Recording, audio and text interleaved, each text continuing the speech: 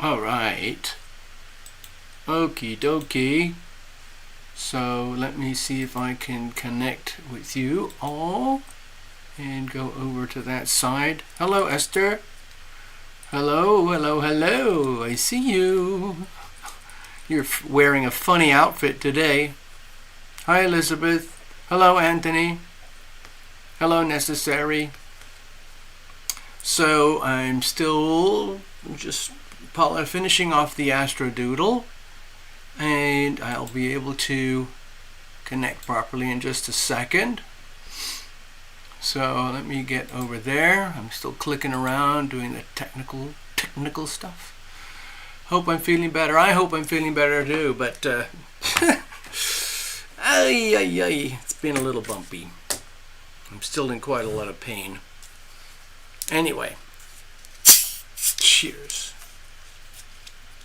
Cheers. There we go.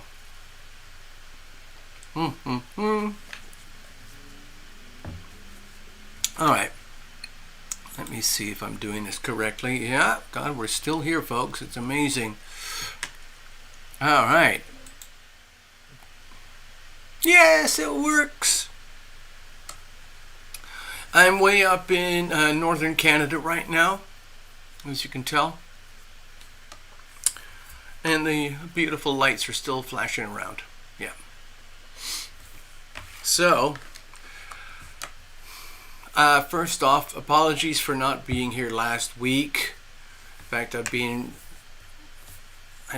way below optimal now for a considerable time. Even before last week, it just so happens at the personal level, the way the transits are going with all the planets right now, I'm getting an awful lot of headwinds. I tried to describe that recently. And when you're facing very serious headwinds, you have to move forward like this. In the world of sailing, it's called tacking. Because the wind is coming from this direction, and I want to go that direction. So if I was just wanting to free fall, I would be going this way, which is backwards. My life is in this direction, so I have to do the tacking routine and just make the best of it. That analogy actually applies to everybody at some point in your personal astrology. Anytime you're facing massive, like for example, there's a massive Taurus stellium right now. And it was even bigger a few days ago. And we still have a large sort of Aries stellium. And recently we had a cluster over there in Pisces. So that's a lot of planets all compressed together. And it piles up. It's somewhere in your chart. Cheers, everybody. It just depends where it hits you. Now, in my situation, I'm getting absolutely slammed. So I deal with it. Luckily, I keep a track of these things. I feel like I'm a sailor out in the ocean, and I'm just checking the weather charts and navigating accordingly. For some people, they might be having an amazing time right now. It depends who you are, how you're built. All right, so just wanted to get that out of the way. Right now, my foot is in a lot of pain because I had a hideous nightmare last night, and in my dream I was helping out people who were in a lot of physical pain because of some kind of warlike condition, and I was behind the front lines doing the best I could with some other buddies, doing the best we all could together, and I ended up handling this gentleman who'd been really badly damaged in the front lines. And then I was just trying to comfort the fellow and trying to figure out how to go forward.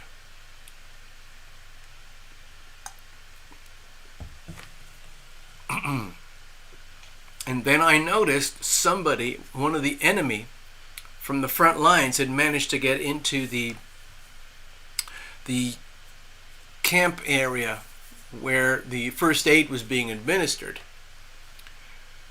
And he came at me with a dagger, a knife, like, you know, a full-on knife like this long, a blade this long. And he got right into my eye line like this, and I just leaned back and I kicked the shit out of him. And it seems like I did that in my sleep, but my leg actually moved and my foot slammed into the wall, and I smashed up my big toe and the next toe and the next toe. It was just awful. I ended up screaming and waking up people over here. Very scary it was. And so I've got some medication for that. And anyway, so that's where things are. And it's been like that for the last few weeks. Just one thing on top of another. And what I've been finding is that it's taken me personally a lot of energy just to do this tacking routine through life. And that has left me doing things like I'll forget the keys, I'll forget this, or forget the phone, forget the car keys, forget the house keys, forget the package to put. Oh, it just went on and on and on and on. It's gonna be with me for a while longer. So I'm adapting. I have adapted, but still, it's been a bit of a struggle. It's made it hard for me to, you know, be as fully present as I would like to be here on the channel.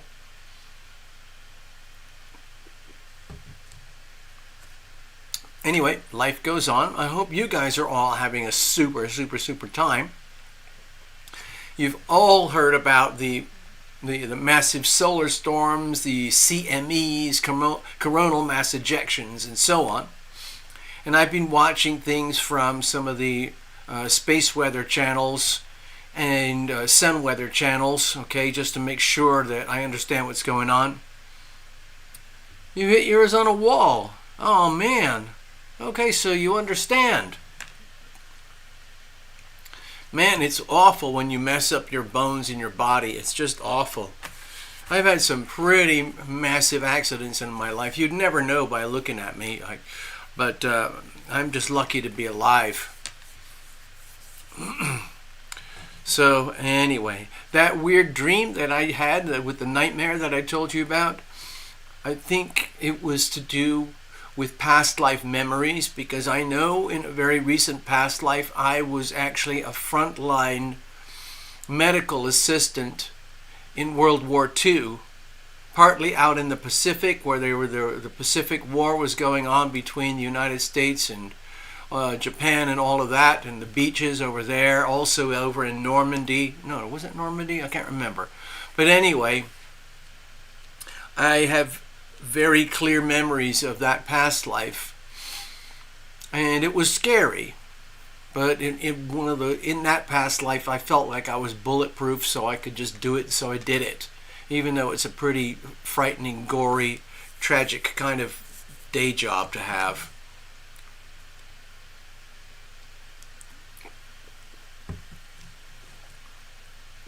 So Esther, in some ways your mom is right, because it is a struggle. When you look at what happens with animals and trees and plants and other people, we're all struggling to survive one way or another. Some people have it better than others, but either way, it is still some kind of mental struggle. Some people fail, some people succeed, some people are extremely successful in this three-dimensional lifetime. Some people hardly have a chance at all. Like if you look at 1 billion people in China, about 500 million people in India, all the people over there in the Ukraine-Russia war, all the people in the Middle East war, a lot of them never had a chance to begin. A lot of them were born into misery, and they have a miserable life, and then they die in misery. Man, it's a struggle. That's the Saturn element. Saturn represents the three-dimensional element of life, where you're dealing with the hard realities of life, the physics of life.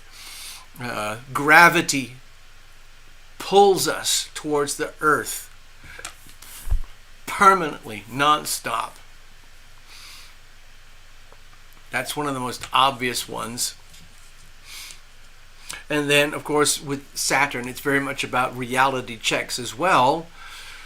It's like simple physics. Like, if you start hurting people and harming people because it's exciting and fun and rewarding to you for your ego, eventually that's going to kick back to you in pure terms of physics. Maybe this lifetime or maybe another lifetime. But it will balance out because everything harmonizes to a kind of a neutral point, and then things just take their course from there.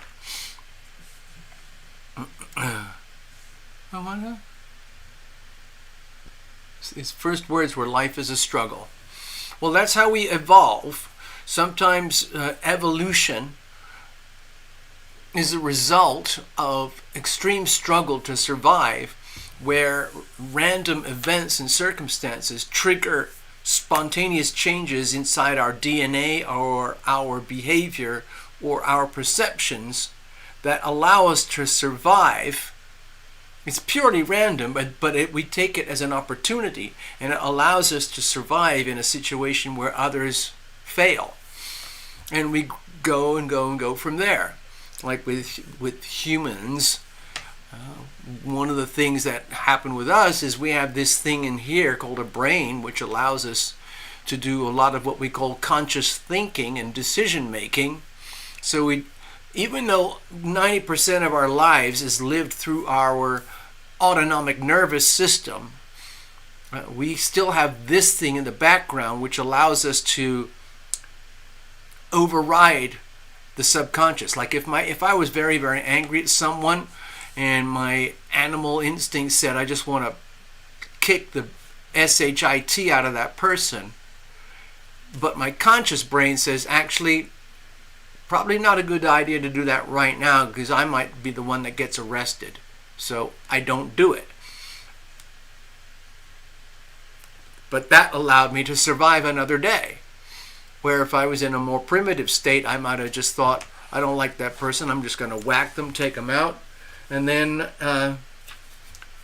go from there and just deal with the consequences.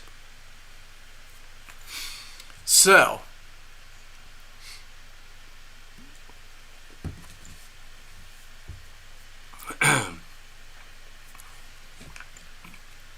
love you, Mama. Yeah.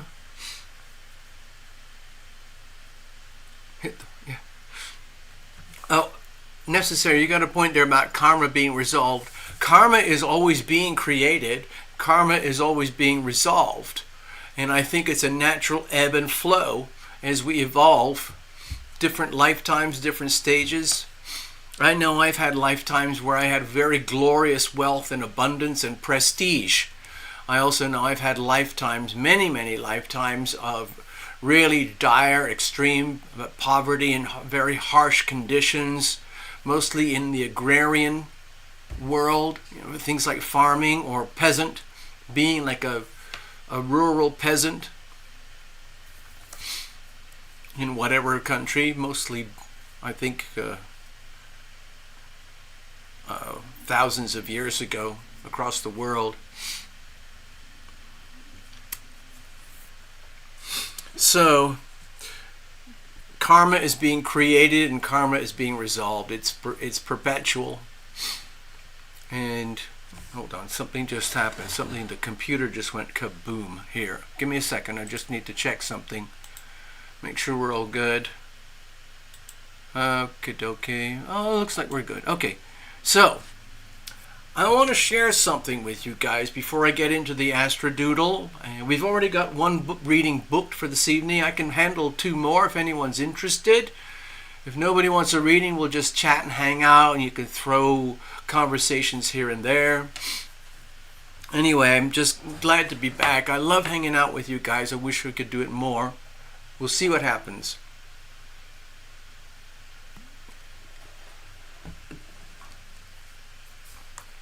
So, in this lifetime with awareness, you consciously create good karma.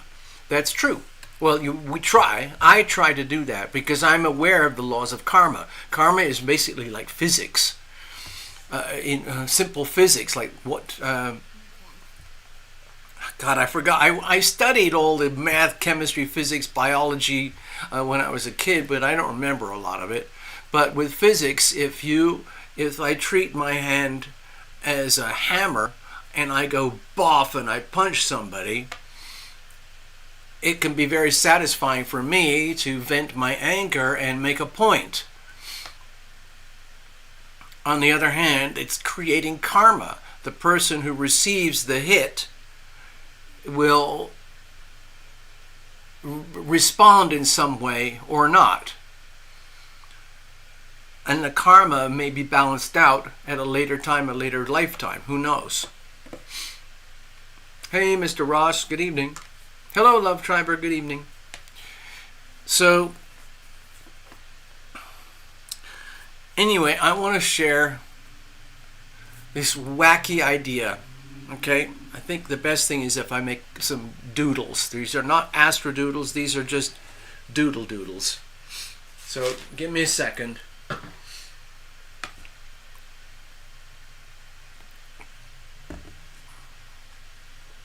Like bad mold.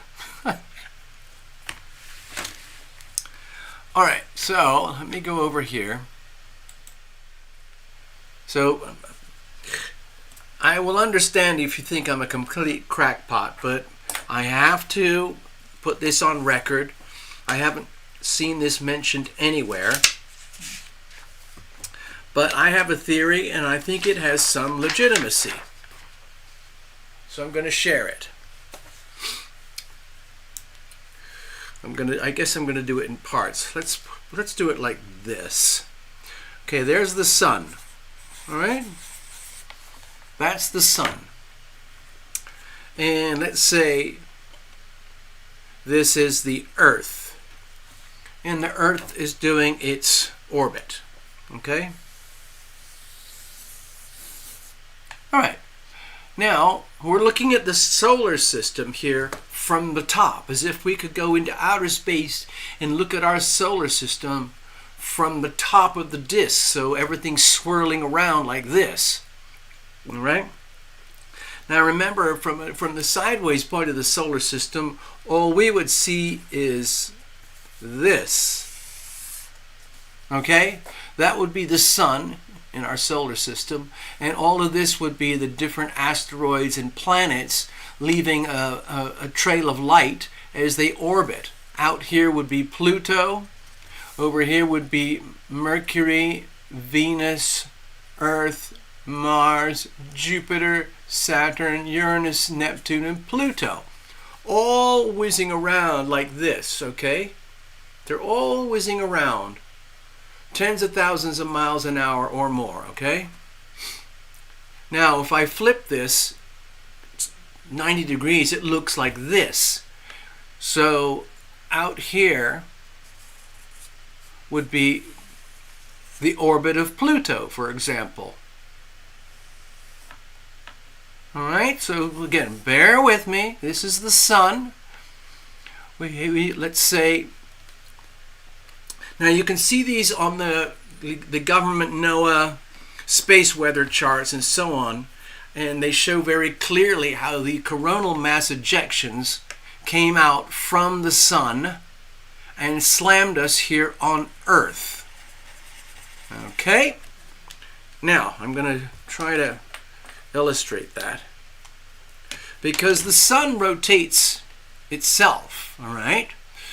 It doesn't rotate at our speed, but it does rotate, and they can see it from the satellites and from the NOAA. I've forgotten what NOAA stands for, but astronomy, weather facilities or something, blah, blah. I can't remember. Okay? Hello, Fluffles.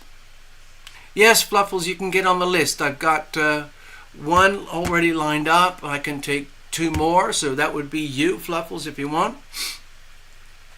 So anyway, if you go to the space weather sites that do all this stuff, you will see these beautiful imageries that use very powerful computers that show the pathway of the coronal mass ejections towards Earth.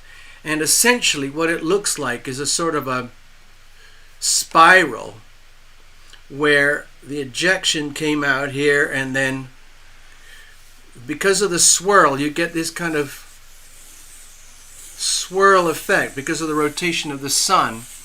And if there's a coronal mass ejection here, it sort of leaves a trail like this in terms of how the energy pans out.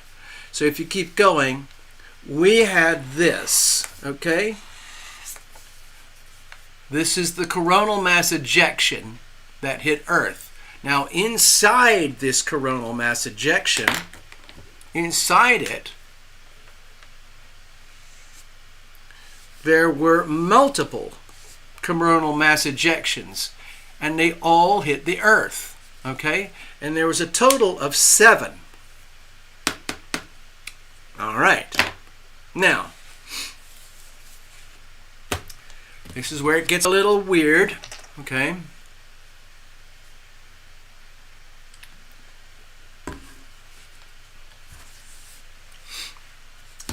What they showed is that these 7 separate coronal mass ejections happened over the last few days.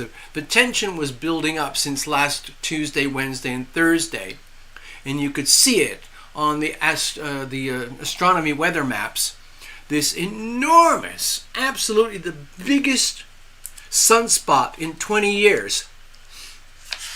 I'll see if I can just do another illustration for you. Anyway, it was an enormous sunspot, and the space weather people could very clearly say that this is an extremely high probability of a coronal mass ejection, or at least a massive solar flare. Hello, Jeffrey, I see you. And so I thought, well, okay, sure, it makes a lot of sense. This has been building up for, the last 10.5 years. Right now, in terms of astronomy, we are heading very, very closely to the peak point of the grand solar maximum. And as you know, that is a 11-year cycle that we can observe from here on Earth. It goes like this. Okay, every 11 years. So what tends to happen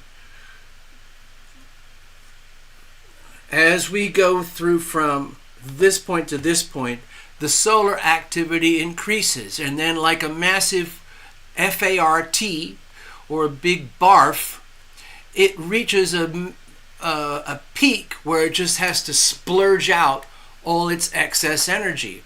And as it does that, the sun becomes more and more and more active, more and more sunspots, more and more solar flares, more and more coronal mass ejections, and bigger coronal mass ejections.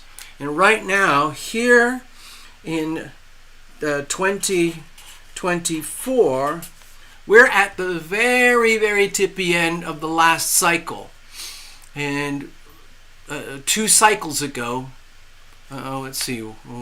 two cycles ago, they had a massive set of flares around 2003. So we're almost, whatever that is, 2, 3, that's almost 11, 20, whatever it is, years. So back in 2003, sorry, that would be here, there were massive coronal mass ejections over here, and it created huge auroras across the world, going way down and closer and closer towards the tropics. And so that's of course very, very rare, but it happened. And then we had another peak, but this peak is really extreme, and we're heading into it right now. And the big blast that we just had over the last few days, where there were 7 flares and ejections simultaneously, well, not simultaneously, but one after the other, bam, bam, bam, bam, bam, bam, bam, created this huge, spectacular aurora borealis that was recorded all over the world. People saw it everywhere. So I kept thinking to myself, okay, well, that kind of makes sense. We're reaching the grand solar maximum right now, so things get really, really hot, really, really heated up.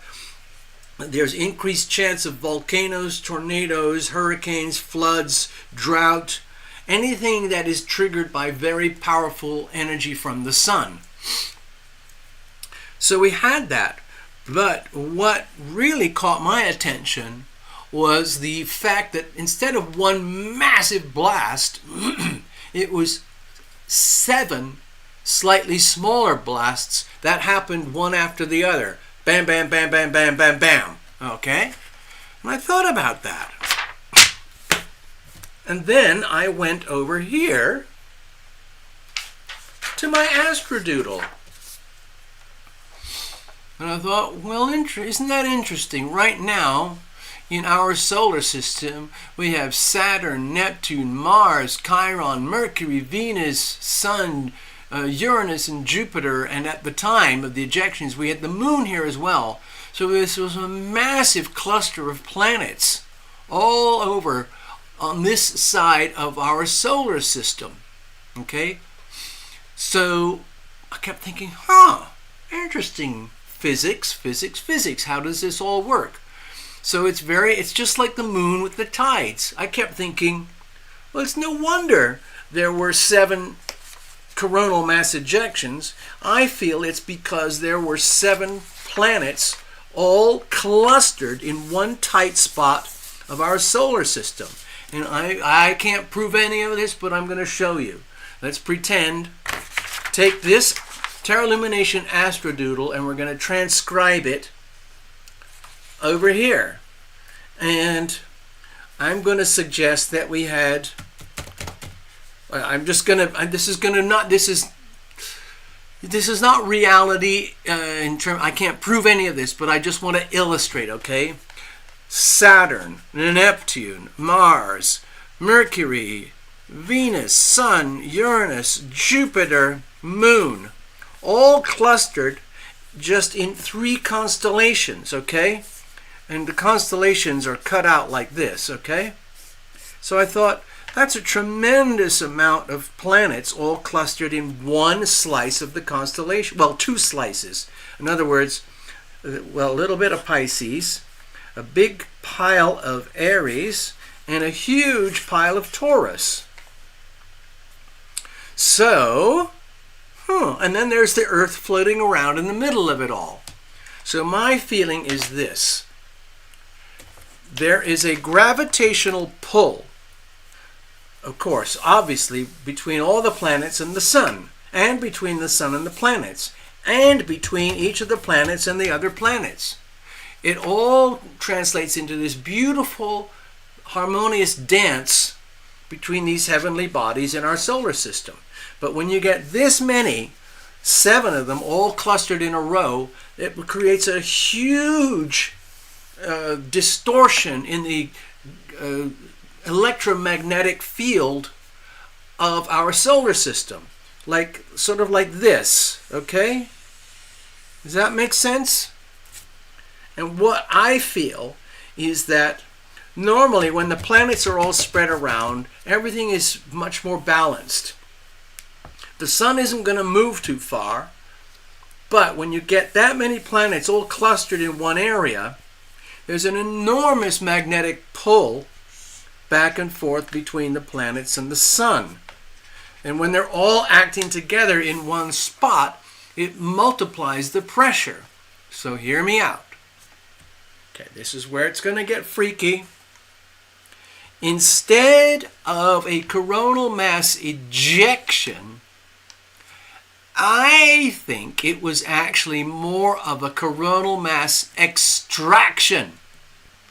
I feel that the magnetic pull of the planets on the sun was so powerful because they were all adding up together that it put a tremendous pressure on the sun to open up a humongous sunspot 14 times the size of Earth.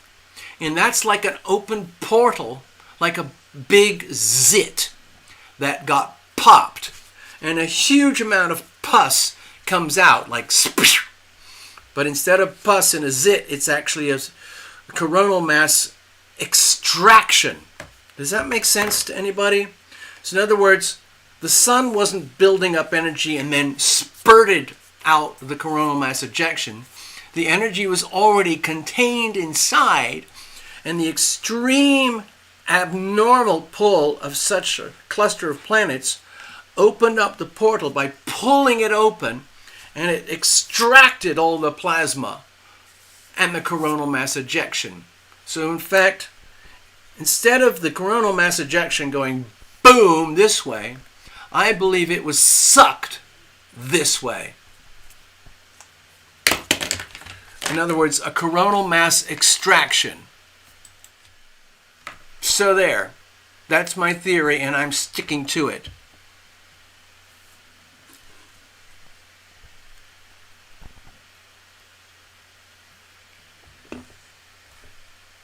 Makes sense, doesn't it? It's a release of the pressure. Inside the sun, it's a massive, massive nuclear reactor. They know quite a lot about what the sun is and how it does it. You know, hydrogen, helium, and oxygen, or whatever it is. Hydrogen and helium. And it's just a big ball of energy. And I looked at everything and I thought, this doesn't make sense to me unless I account for what I just described. And then I can go to bed at night going, that makes sense to me in terms of physics.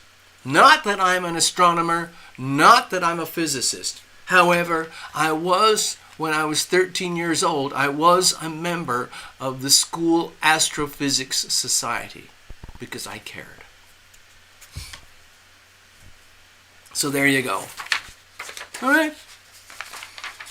I just wanted to share that. I am going to copyright my theory. As of today, as of right now, I'm calling it, I'm going to actually do it here. 12th, let's say it would have been 9th, 10th, 11th, and 12th of May, 2024. We had a coronal mass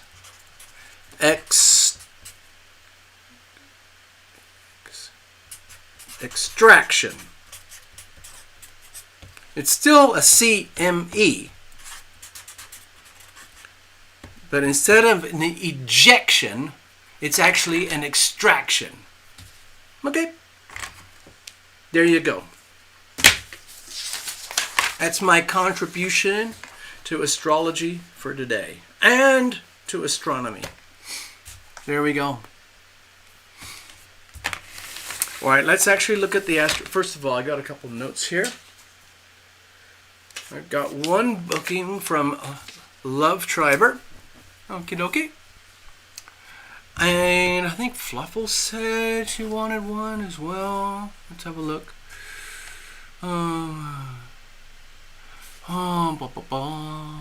Give me a second here. I'm just doing behind the scenes stuff. Looks like Mr. Ross is here. Okie dokie. And we got a booking from Mr. Ross. So let's put that on record here. Mr. Ross is in the house. Mr. Ross. There we go. Yeah. Now, I don't know if Tina Miller is here, but if she does show up, I owe her one. Anyway. Yeah. Yeah, it's all here, Gregory. It's good. Fluffles is donating now, so that's probably going to be it for the evening. Okay, so let's just get that sorted out over here while it's on the chat. Alrighty. Okay. I have 4. Oh my God. All right.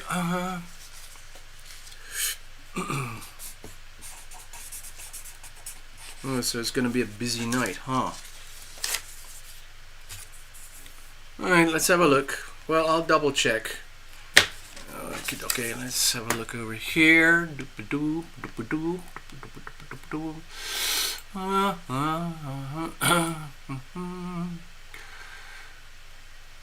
my gosh. Jeffrey. Huh. Okay. All right, thank you. All right. All righty, thank you, Jeffrey. Oh, goodness gracious. Okay, I'm just going to put it down here. Jeffrey L. There we go. Put that over here. All right, so let's dive into the readings as soon as we can, okay? So, about the Astrodoodle for today, we know that this has been building up for some time. There's a lot of energy regarding war, okay? Mars is over here. Mars is in Aries. And Mars in Aries is very, very pissed off. It's very close to the North Node in Aries over here. It's very close to Chiron in Aries over here. And Mercury is in Aries over here. So, as we predicted months ago, when Mars moves into Aries, things are going to get very volatile and violent, and it's going to spread across the world. And of course, that's what we see happening. There's Mars right there, okay? So the energy of war and uncontrolled human violent behavior is just been spreading all over the place, okay? And, well, just for the record, we'll just put it on the map because that's what we do. So, as you know, it's an extremely ugly, dirty war over here. This is the one that's happening over there in the Middle East. Very, very ugly war. It's just another version of the war that's been going on for 3,000 years. One of the things that's different this time is that Israel is basically representing the oil cartels, the westernized oil cartels. And the real strategy behind the war is to completely obliterate the Palestine-Gaza society. And in place, what's going to happen is the creation of a brand new oil hub for the world. It's going to be like a new version of Dubai. Okay, this is here over here. These are all the rich Arab oil states over here, and then you have Kuwait, you have the United Arab Emirates, you have Dubai, you have Saudi Arabia, and all of that. Absolutely enormous amounts of oil and money concentrated in the hands of a few princes and kings, all right? But they're going to create another one here, but this is going to be more like a corporate type of Dubai, where it's mostly about the oil and gas for the world oil and gas companies that already exist. The big boys, they want it. And why is that so? It's because right here there are enormous oil and gas reserves right there at the tippy edge of the Mediterranean. Okay? So there you go. Anyway, if you want to think of it this way, the Middle East war, if you want to think of it this way, just imagine a bunch of developers like they do in America or different countries, and they think, okay, we're going to build a new town over here, we're going to put a highway over here and stuff. But the problem is we got a bunch of low-life idiot farmers and homesteaders in the way. They're poor and they're stupid, so we need to get rid of them so we can build our magnificent cities and industries, okay? So just take care of that, okay? And then the military steps in, and so on and so on. So that's what's actually happening. It looks like it has all the characteristics of war between Muslims and Jews, Arabs, Islamic fundamentalists, and Hamas and terrorists, and the Jews. And it's very ugly. It's very, very bloody and ugly and dirty. But this is what happens when you have to clear the land so that you can build a new city. all these dead people and all the dead people to come, they're just going to be a bunch of expendables. Okay? There you go. That's how that works. And something similar, I believe, is happening over in the Russia war over here, where they're trying to rearrange things politically, socially, economically, to put things more in favor of these folks over here and create more balance. And again, there's some very, very ugly stuff that happens here between the shadow government of the United States and the rest of the world. This is where they had all those, secret biochemical plants and stuff. Nasty, nasty, nasty business. This war over here is like a banker's war. Both sides are being funded. And it's just very, very good business for the military-industrial complex, especially ours over here. Crazy, crazy stuff. But that's all a classic example of all the violence.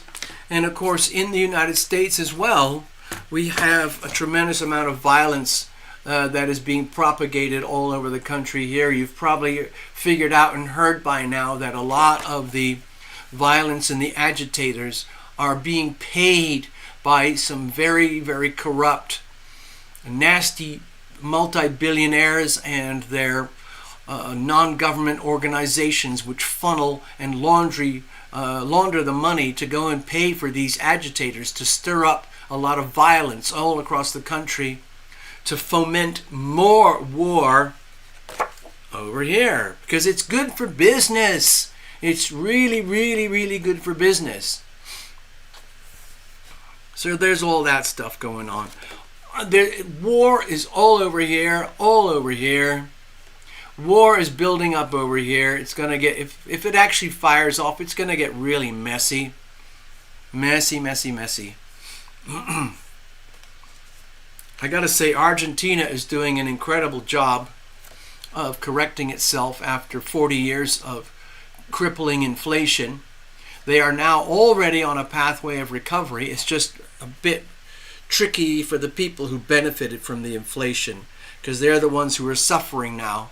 But in contrast, we, the people of Argentina, are now starting to enjoy an appreciating currency. So that's exciting for them. Over here, let me just get this out of the way here. As you know, China is becoming extra hyper belligerent, planning more and more violence. And it's a problem because China is it's in deep, deep doo-doo with its karma in the financial world. And it's coming unraveled. And it's an amazing thing to witness this in real time, to see a country so big with so many people imploding live in real time.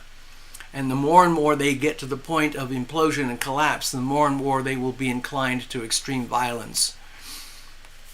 And that's because of the system under which the country operates with the CCP and so on.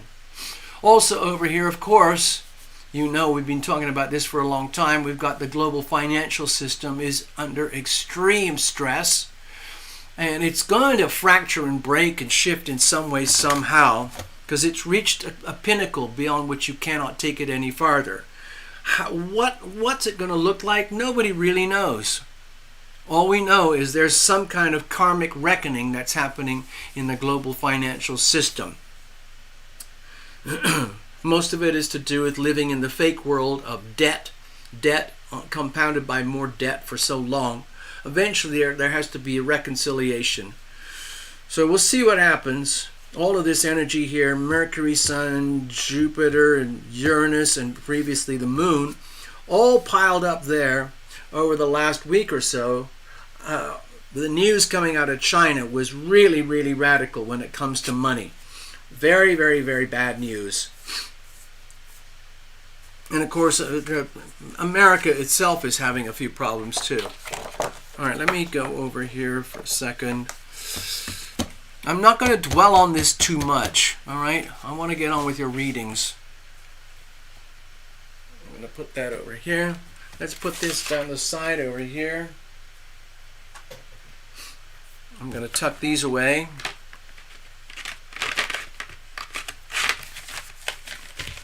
Alrighty. Well, let's have a look over here. Oh yeah, by the way, now that Pluto is officially retrograde, you've probably noticed that there's a real, let's say, backlashes happening in politics in Washington. And Neptune, of course, is at the critical degrees, 29 degrees for the rest of this month. So what I feel is happening is that we're seeing live in real time the depth of perversion, sickness, and evil and corruption that has been infecting the American government for so long. And the founders knew that this moment in time would happen, and here it is. It's actually happening. And the thing that is really scary is what happens next, because nobody actually knows.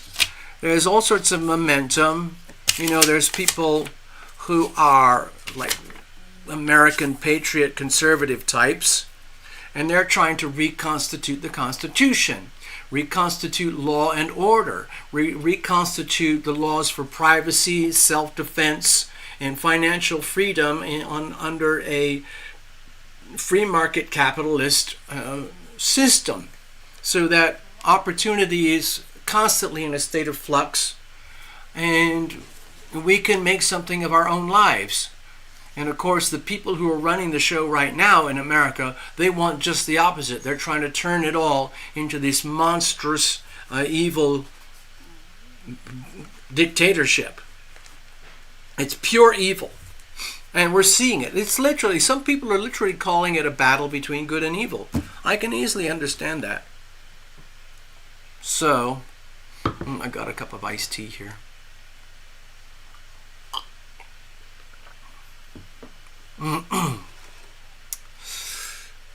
So, I could talk about these things for hours. But anyway, let's put it aside. We're here to give you your readings. Okay, we've got Love Triber.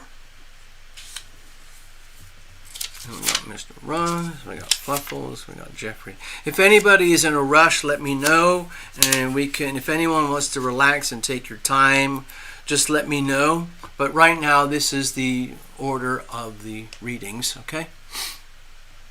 So, let's kind of get started over here.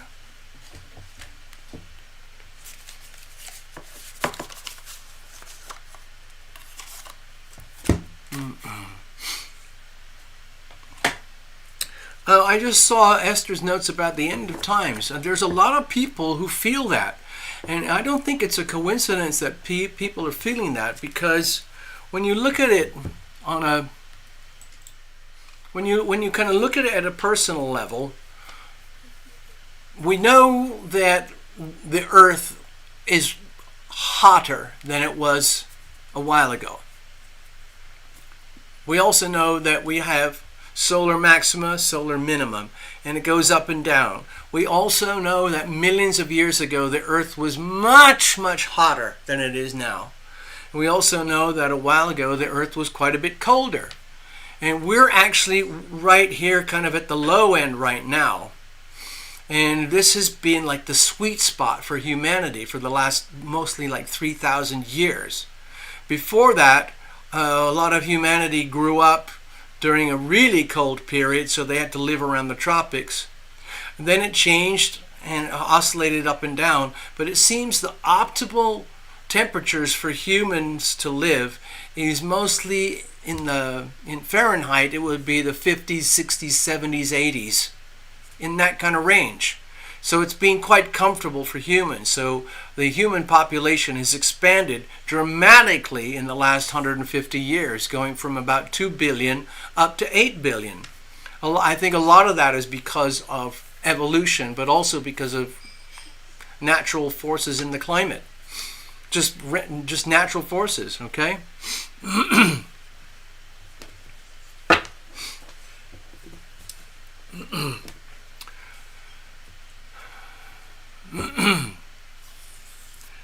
So as things get really, really hot, people are starting to talk about this thing called climate migration. I myself have a real problem with heat. I was born in a cold, cold climate. I lived in very cold climates for a long time. And then I had many years right by the ocean where it was always in the 60s, maybe the 70s. That's it. So my body got acclimatized to the point, like anything over 75, I get really hot and very shaky and uncomfortable. When it gets to the 80s and above, I'm terrified. I can handle the cold fairly easily because I just bundle up. But the heat absolutely terrifies me. It cripples me. Absolutely cripples me. So I'm one of those people, I'm really scared of the heat that's coming our way because it is going to get hotter. People in parts of India right now, parts of China, parts of Southeast Asia, they're having record heat. Parts of Central America, record heat. Since they've been able to keep records. Anyway. So, yeah, climate migration. In northern China, for example, there's very little natural water. And so the northern Chinese are thinking about moving into Russia, going north, but the Russians don't want them. So we'll see what happens when people migrate. When you've got 8 billion people looking for a place to hang out, it can get really tricky because everything's already occupied that can be occupied. Very, very tricky stuff. All right, here we go. All right, I am going to play a little tune here. See if I can just find a little something for me. Or I can shuffle up nicely. Okay, here we go.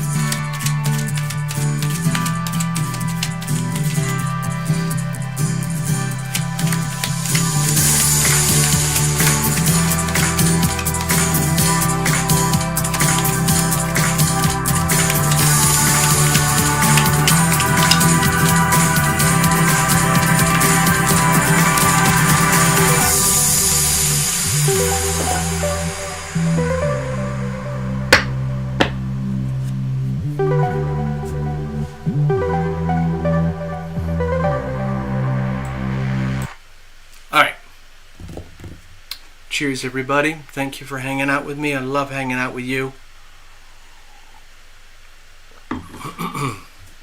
Cards are well shuffled. We're going to do what we do. I know we've been doing it the same way for a long time. I don't see any reason to change. Let's just do it like this. I'm going to shuffle that over here. So we're going to do a completely wild open reading for Love Triber. See what happens. Okay, good evening, my beautiful deck of cards. Let's bless this deck. Bless every single card in the deck. Bless all the wires, cameras, the lighting, the computers, all the different multiple softwares running simultaneously. Blessing the internet and the platform. Blessing the electricity that comes out of the power plants. All of that good stuff. Making the best of our coronal mass extractions. Okay, we're looking good. What kind of messages do we have here tonight for Love Triber? Let's have a look.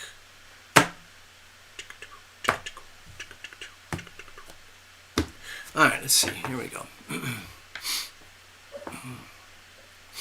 Here we go. Here's the situation. Here's the challenges, and here's how we're going to handle things. And let's have a look at external influences. As you know, I almost always default to the planets and the alignments the way they are, but sometimes things get personified as if the planets were people, okay? All right, let's have a look. So, we have the Three of Pentacles here. So this is very much about teamwork. My feeling is that what this is talking about is understanding that it takes teamwork to get results. I used to remember many years ago when I was studying tarot, and I had some really good teachers and doing live teaching and learning and studying like that. One of the themes I remembered about the Three of Pentacles is that if you look back at the ancient architecture of cathedrals and abbeys and monasteries, this was a very, very common shape. And a lot of the work was done by stonemasons and the architects and the high priests and the high society people. And one of the deep messages about the Three of Pentacles is that the artisans and the sculptors and the masons don't necessarily have a clear idea of what they need to do or how to do it unless they get the guidance from the architects and the designers. And the designers can't get done what they want to do without the artisans. So it's a mutually beneficial relationship here when it's exercised and enjoyed properly. And with the Three of Pentacles, it translates into, let's say, material, physical reality. And my feeling is to look at the situation, look at your situation, and understand the blessings that you have in your associations with other resources, like between yourself and the external resources. Sometimes things can get very feisty, but it's the message I feel here is that in order to maximize and bring your designs into fulfillment, it's about teamwork, okay? Between yourself and the external assets, your people, your friends, your family, your associates, your resources, designs, ideas, money, all of that stuff. Put it all together. And you will get the results you need. Okay, let's have a look at the situation. Okay, so with the Ten of Swords, my feeling is like when we look at all the planets piled up, it's just being increasing pressure to the point where just like you can't take it anymore. So just like what happens with any person who's just being assaulted over and over and over again, you basically, you just tap out. There's nothing else to do. There's nowhere else to go. But the beauty of that is that there really isn't anywhere else to go. And so it's like a culmination. When I see the Ten of Swords here, it's just like it's almost like you can comfort yourself. Yep, I had it from there. I got attacked from here. I got attacked from there, that person, that situation, that relationship, that dynamic. I know all about it. I know and I understand the ingredients and the physics and the dynamics of pain and suffering because I have been on the receiving end. And once you know that, it's like, now I know the enemy. I recognize all the characteristics of the behavior of the enemy or the enemies. And so it allows you to, when you resurrect, it allows you to move forward knowing your enemy. There's an expression, know thy enemy. Okay? Otherwise you end up continuously suffering at the hands of enemies. And these enemies can be all types. They can be people who literally don't like you, want to take you down, or exploit you, or it could be just autonomous, anonymous enemies like government policies, banking policies, political policies, out there. You can't touch them, you can't affect them directly, but they can affect you directly and bring a lot of pain if you're not careful. But once you understand and know what they are, because you've received the blows from each and every one of these, you're much better and much stronger position to survive further down the road. What's the challenges here going forward? Okay. It feels to me like you're extremely eager for the redemption and the release from all of this. Like when are the last vestiges going to be over where you can feel liberated to the point where it's just like, phew, finally, I got through all of this. And yeah, I've suffered, but in terms of evolution, I'm stronger than ever before. That's how we evolve, mostly through suffering, pain, and struggle, and getting through it on the other side. Thank you, Esther, from earlier. And so with the judgment in this position, this might be a fear that there's never, ever going to be a sense of redemption and freedom and resolution, because that's what you deserve and that's what you would like. But I feel it's very much to do with Saturn energy here. In other words, you have to like just keep dealing with it. You know what this is. You know all the ingredients of this. So how do you move forward? How do you deal with it? The fear is that I'm never going to see the end of it. I'm never going to be released, and nothing's ever going to be fair or decent or honest again. And that's not fair on me. It's not right. So how are you going to proceed? This is like a large-scale reading. I don't see any tiny details of personal matters here. This is very much a broad-spectrum, deep soul type of reading. Okay, Love Triber?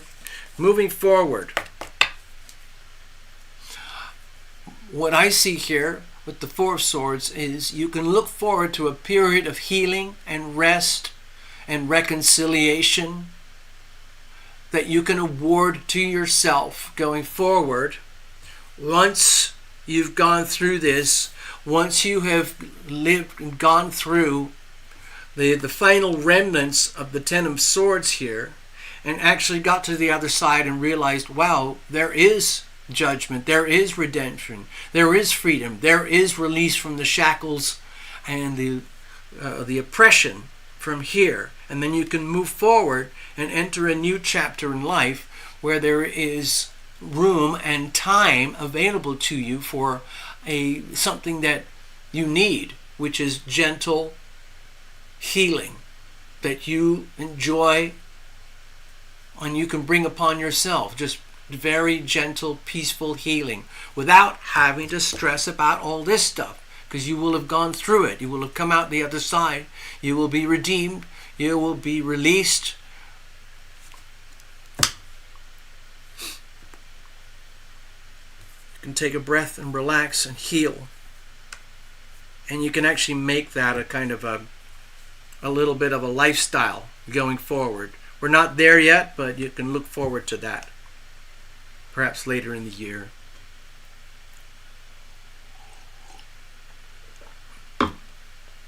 All right, let's have a look. We're going to shuffle up. Okay, here we go. We're going to go to Mr. Ross now. If Mr. Ross, if you're available. If not, we'll move to Fluffles or Jeffrey. Let me know.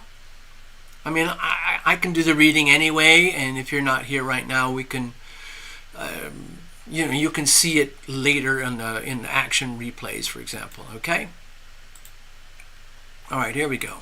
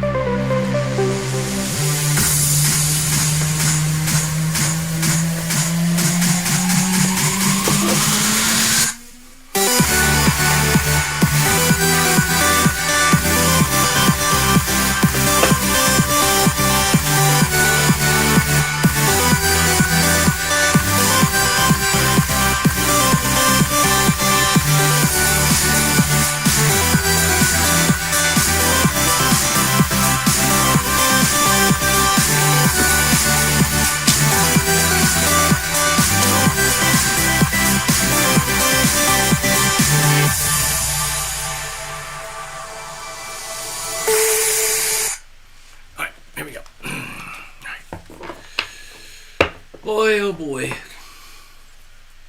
Gosh, how many years have we all been doing this? It's crazy.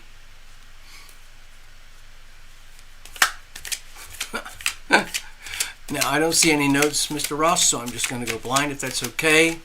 I think Fluffles, you had some notes from earlier. We can go back to that.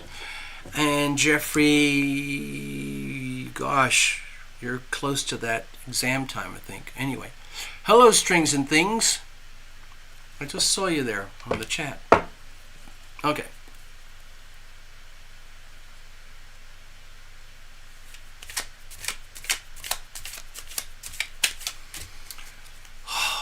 Boy, oh boy. All right, we are in a good spot, folks. Here we go. All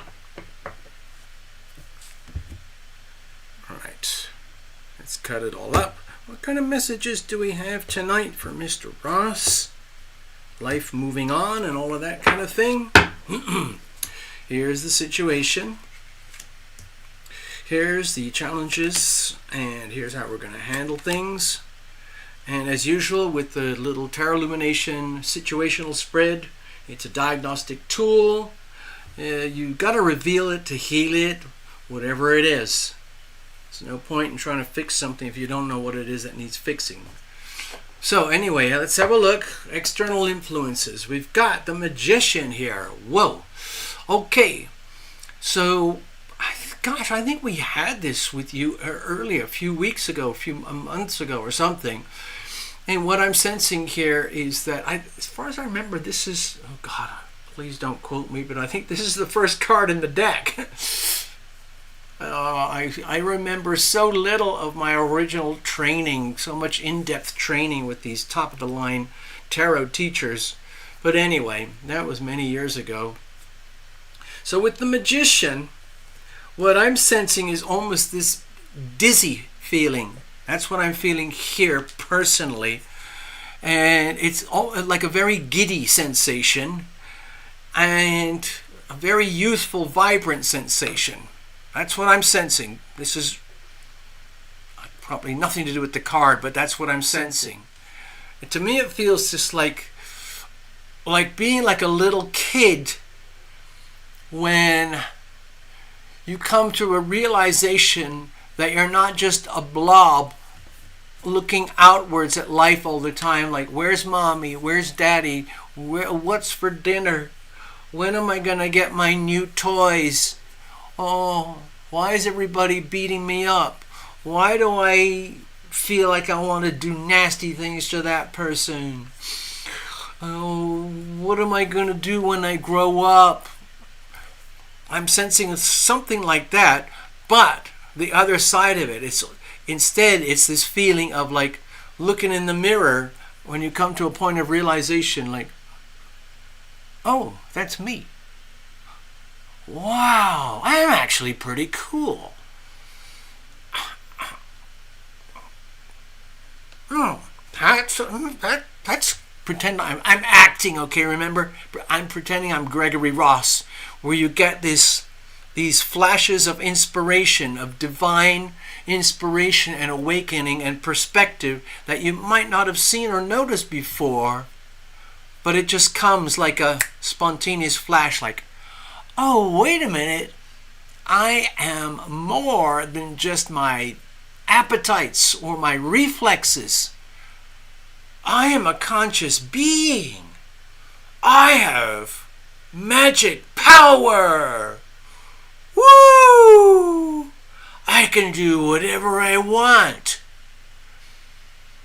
I know as a kid, I went through quite a few of those phases myself. And of course, I got into trouble because I got a little bit over the top. But I forgave myself. I was born and raised by a mom and dad who bestowed so much love, gave me so much freedom. They just raised me to be me. Part of them, I'm sure, regrets it because I took them at their word. So I had a very wild, crazy childhood. So I got into a lot of trouble, but I also had a lot of fun because I realized that I was an incredibly fortunate being. I had hands, I had eyes and ears and I had feelings and sensation of power, and I could do things. I could ride a bicycle, I could fix toys, I could run, and I could swim and do cool, exciting things, and I could drive a car when I was 9. Things like that. So what I'm sensing for you, Gregory, is something very similar, like this surge of energy. The thing is, with the magician, like with great power comes great responsibility. What are you going to do with all that? How are you going to channel your newfound power? Because that's what I'm sensing for you here, is that the magician represents all aspects of your power, like the pentacles, the swords, the wands, and the cups, like the full spectrum of your radiance. What am I going to do with that now? But it's in a good way, because you've realized, okay, I have a life history. I've been here, I've done this, I've been that, I've done that, and so on and so on. I failed at this, I won at this. But today is a new day. Looking forward. In fact, wasn't it, what's today, the 12th? So a few days ago we had the Taurus new moon. New starts and new beginnings, with all that stuff to do with money and finance and a new perspective on the world. And it's a question of, with the magician here, how are you going to channel your energy and tap into your gifts going forward? Okay?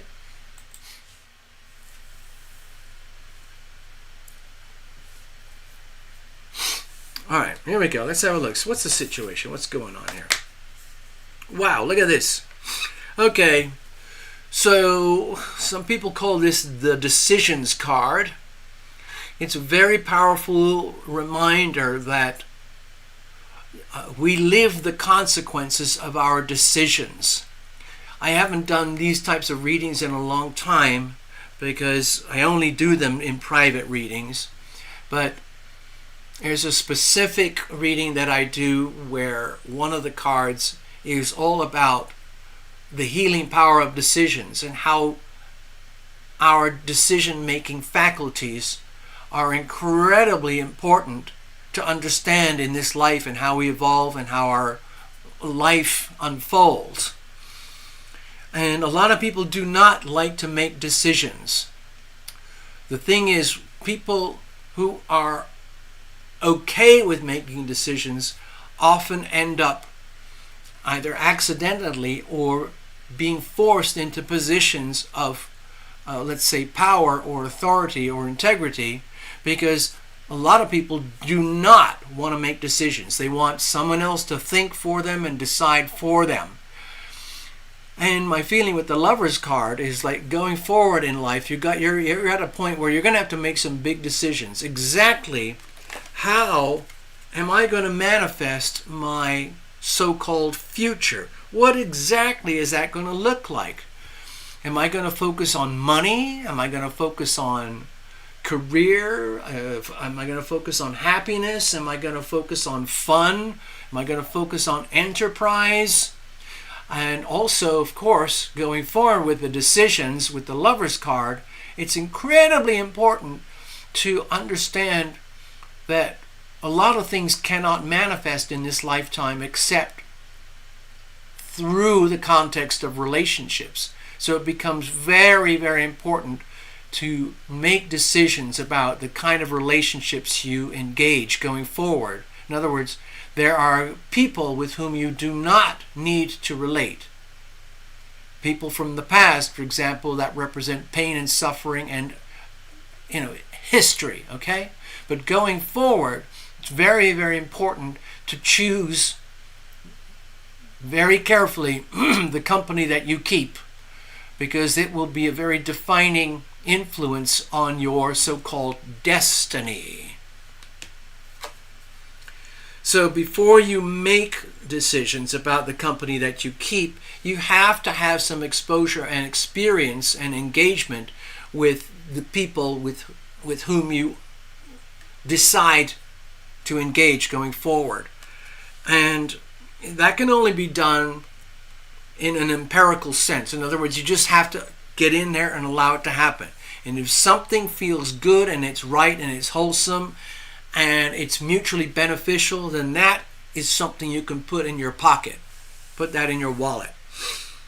And go forward from there. And if you need more relationships, they will find you and you can find them. You could also pray, dear, using your magical powers, dear invisible friends, dear guardian angels, dear archangels, dear heaven, dear God, dear universe, please send to me the relationships that I need for going forward in life. Please bring to me that which is mine. Please take away from me that which is not mine. Thank you very much. Amen. All right, here we go. Now, what are the challenges here? We always have challenges. Okay, so with the Knight of Wands, give me a second.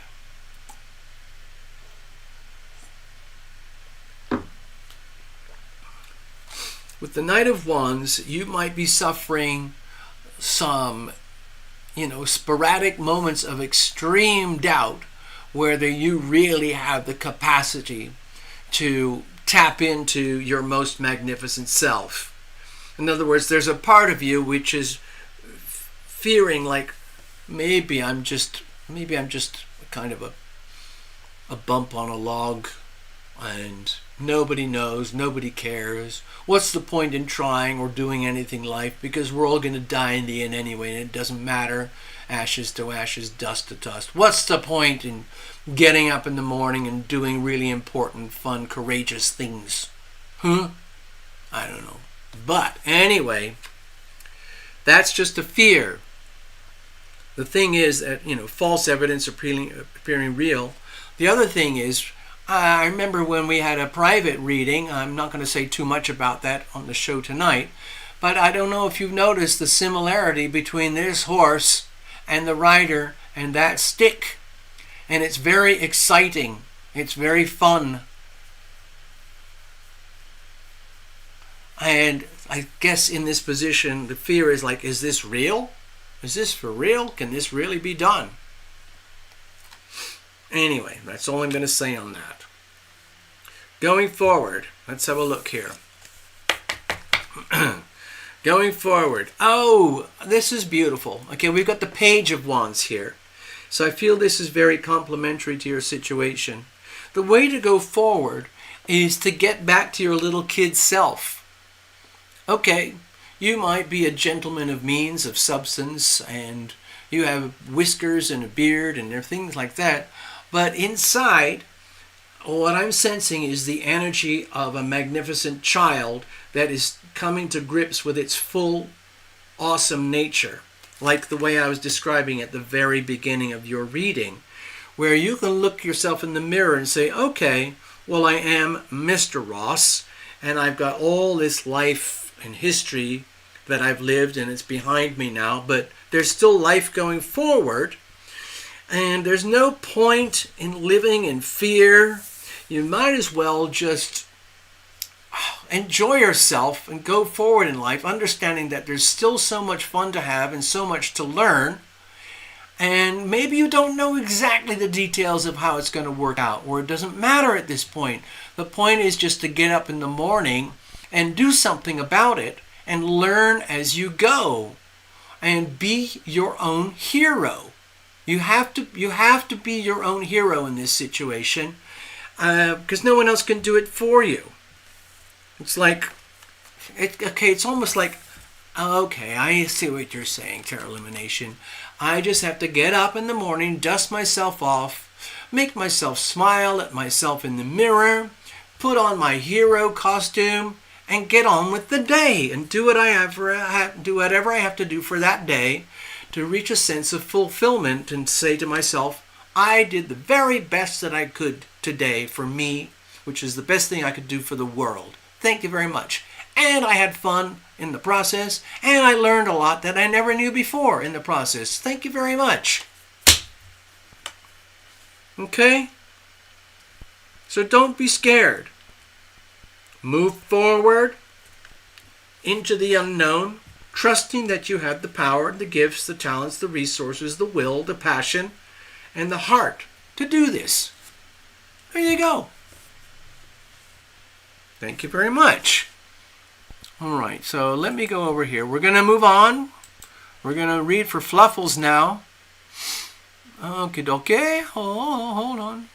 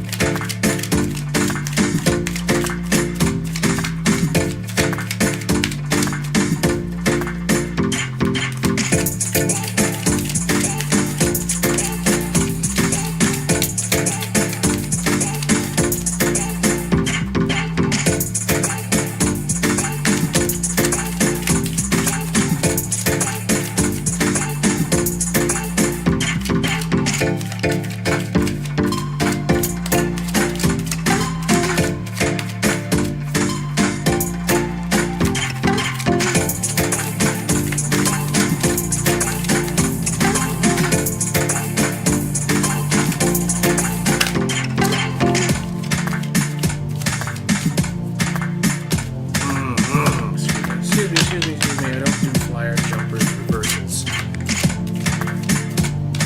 Gently, gently, gently.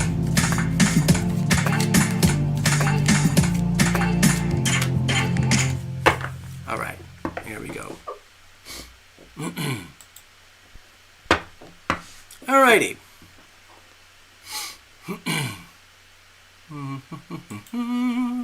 All right, Fluffles, you're up. Now, I know you put some notes up here earlier. Bear with me. I have to scroll back through the chat a little bit over here. So I got to go over to the monitors and see what we got. You came in pretty early on the show, if I remember. There's Elizabeth, there's Esther, there's Anthony. Okay. And then there's Necessary, there's Gregory. Okay. Yeah. And there's Love Triber. Okay, I'm trying to read as I go. And there's Gregory. Am I missing something? Am I missing? What am I missing here? Fluffles. There we are. I see Fluffles. If I can get on your list. The question is messages from your guides on business and personal life. Okay. A twofer. It's like two readings, but the way you're putting it, the way I'm sensing it is like, what is the intersection between my business life and my personal life? Because it's still you living that life, living your business life, living your personal life. So let's frame it that way, okay? All right, Fluffles? Okay, I hope so. Let's have a look here.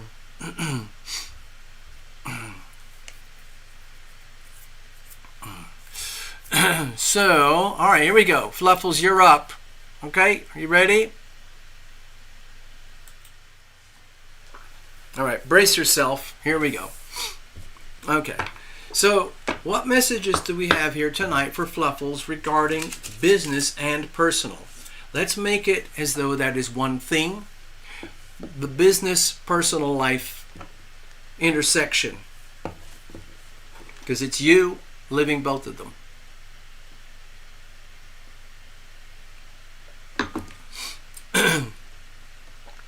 What is the overlap between business and personal? What is the overlap between personal and business? Like, okay, just before I actually get into the reading, I just want to share something. Okay, I had a very catastrophic, chaotic work life, and don't have a lot to show for it. So I learned that either way, I'm still me, living my life. But for example, for one job I had, my day job was to go over to a big warehouse in the morning and just load washer dryers onto the back of a truck all day long. Of course, that didn't help my spine very much, but that's what I did. Is that a very personal thing? Did I feel as though I had a lot of me in that job? Not really. Another job I had was where I was working in a steel plant where we were casting these enormous pieces of metal that are to do with plumbing that they use for the water systems in a city. You know, these huge bendy pieces of metal with lots of bolts and holes and valves and nozzles and dials all over them. Enormous chunks of metal. And I was in the casting department for that. Did I take that as a very personal thing? Not too much. On the other hand, I had other jobs that I would call careers, or more specifically, lifestyle package deals. I was in the movie business for 20 years. I loved it. I felt very, very much at home in that industry, and then it stopped. I'm no longer in it. I was a ceramic potter for 10 years. I was completely immersed. That was my whole life, my world, my existence, my being for 10 years. And then it wasn't. Things like that. I'm trying to illustrate the distinction between business, work, and career, having a very personal relationship with it, as though it's a definition, it's defining for you, or whether it's just something that you go out and do to make a couple of bucks, over which you have no interest or personal interest or care. So, as far as this reading is concerned, we're talking about the type of life where it's almost like you are what you do, and what you do is who you are. So, you know, it's about, a lot of it is to do with integrity. How do you identify? Like guys in particular, they identify themselves with their job. Like, oh, what do you do? Oh, I'm a truck driver. Okay. And so you live the life that goes with being a truck driver. Oh, I'm a computer coder. So you live the life of someone who's a computer coder. You know, and so on and so on. I'm trying to... Anyway, I hope you understand. So cards are well shuffled. You know, I'm going to do a last minute gentle shuffle because we had a bit of a spill in there. So I'm going to be doing your reading from the perspective of you are what you do, and it's like in some ways you're defined by your work, your business, and it's something to be proud of, okay? Do what you love what you do. So you're totally immersed in it, okay? Your natural gifts and talents are being optimized. Okay, let's have a look. So here we go. What kind of messages do we have for Fluffles tonight regarding the business-personal intersection? Okay, here we go. Oops. All right. All right, here we go. Here's the situation. Here's the challenges. Here's how we're going to deal with things going forward. Let's have a look at external influences. Remember, the planets have been very tightly clustered, highly compressed for months and months and months, and it's still going on. So that energy is pulling on one aspect of your life, wherever that lies in your chart. So just allow for that, okay? And that applies to everybody on Earth right now, so it's nothing personal. Here we go. We have the Temperance card. So you could say that it's very, very important going forward that you find the right balance between you, your personal life, and your work life. And that you have to also understand that if you're going to operate a life or a lifestyle package deal where who you are is very strongly represented by what you do, and what you do expresses very much about the person who you really are inside. You have to understand that we're taking it almost as one thing, and you got to make sure that the balance is even. In other words, you don't want to become obsessed with work, become a workaholic. That's very unhealthy, and you don't want to try and cut off your business life from your personal life, because it's basically one and the same, in the way that I was trying to describe earlier. When I was working as a ceramic potter, doing custom ceramics and custom jewelry and things like that, I consider myself, that's who I am. That's what I do. I live and breathe it. You know, I had a workshop, I had studios, I had employees, and I would be immersed in it to the point where I didn't know anything else. I didn't go in and think, oh God, I can't wait till my shift is over. Ugh.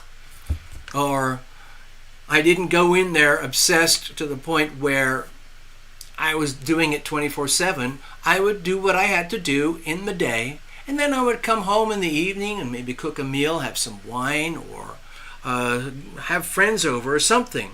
So it was a balanced work life, personal life balance. Very, very important. So here's another example I want to share with you.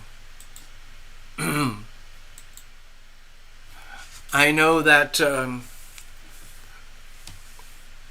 not going to say. Anyway, I'm just thinking of a realtor, for example.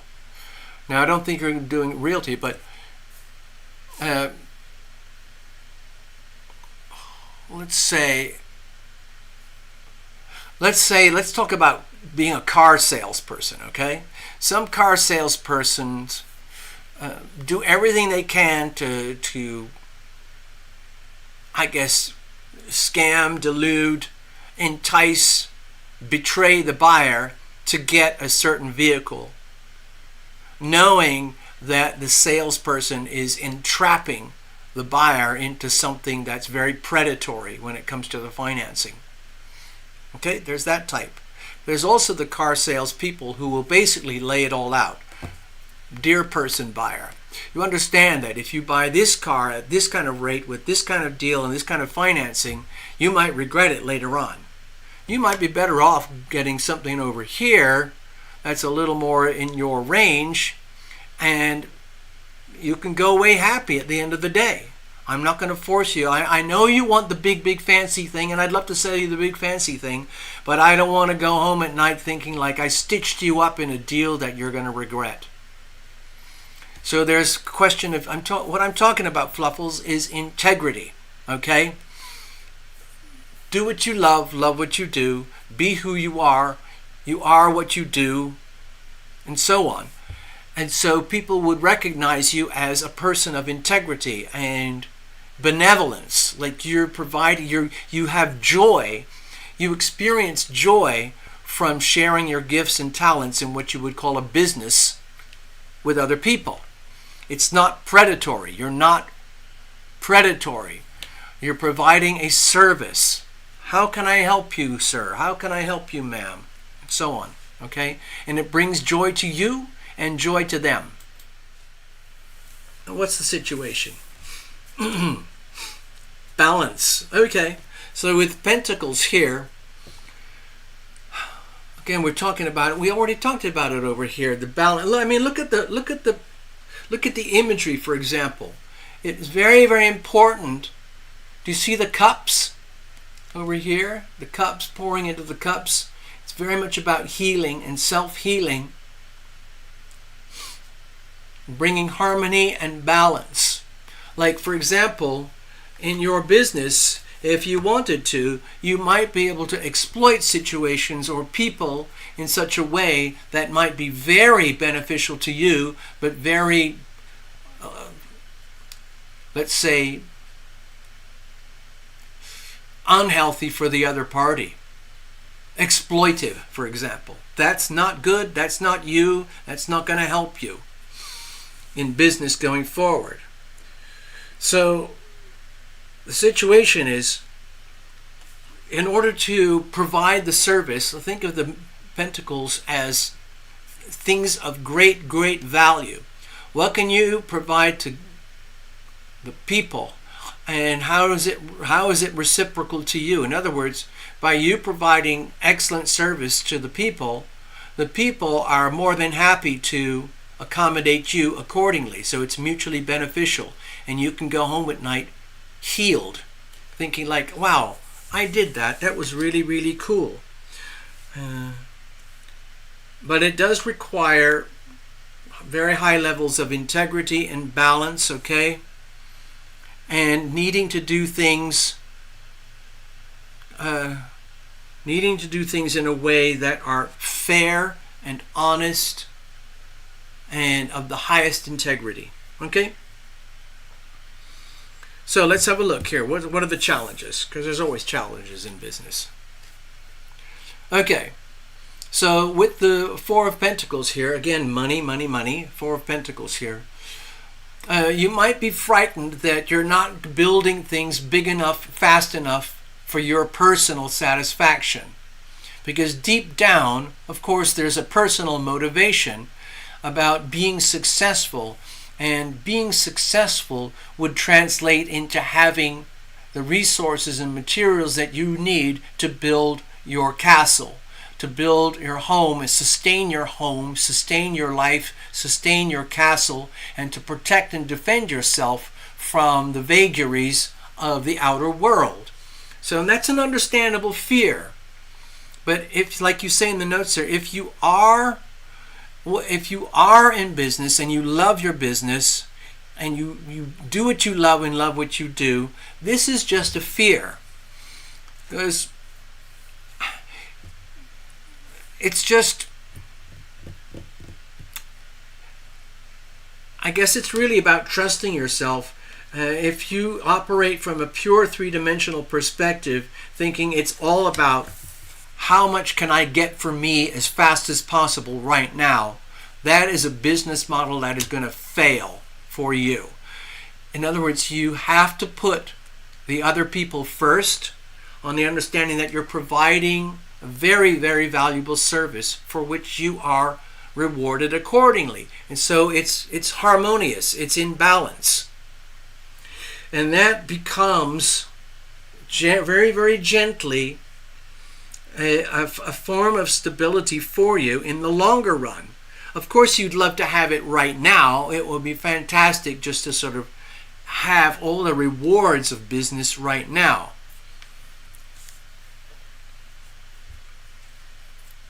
All right, let's have a look at the challenges. How are you going to deal with that? Oh, look at that. Oh, Fluffles. You should be very, very proud.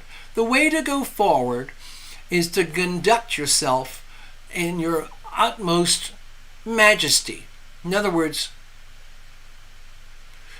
live the life of the benevolent provider, the benevolent service provider. Okay? You're providing some kind of service to others. What you provide is very valuable to them and reciprocal value to you. And even though it might not be, filling up the vault right now and you can't build your castle today, just keep going. And every day that you wake up and go to business and do what you love and love what you do it with regal splendor. In other words, you make it your business to be, I would say, very presentable. In other words, to actually represent yourself as someone who's very dignified, inspiring, trustworthy, honest, and fun to be around. In other words, it's almost like, it's almost like to go forward. It's like you behave. Okay, so sorry. With the Queen of Wands here, it's like being the best at what you do. In other words, let's say there's some competition. The way you compete with competitors is you don't even worry about them. You just do what you do and let things go the way they go. And the way you do that is just make yourself awesome. So for example, here we go, some more acting.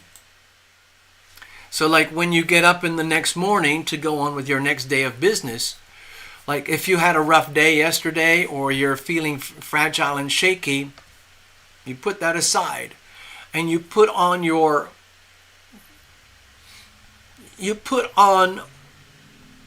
best self anyway. And you move forward into the business environment, do what you have to do. If it's something very tedious like taking care of the books for the last week, then you do that with honor, integrity, and as much joy as you can, knowing that it will benefit you. If you've got a meeting or an appointment or something like a deal that is really important, then you do all that in your most magnificent way and without trying to outshine the people with whom you are dealing. In other words, you show up as your most glorious self in such a way that people love being around you. They love being near you. And it makes it fun.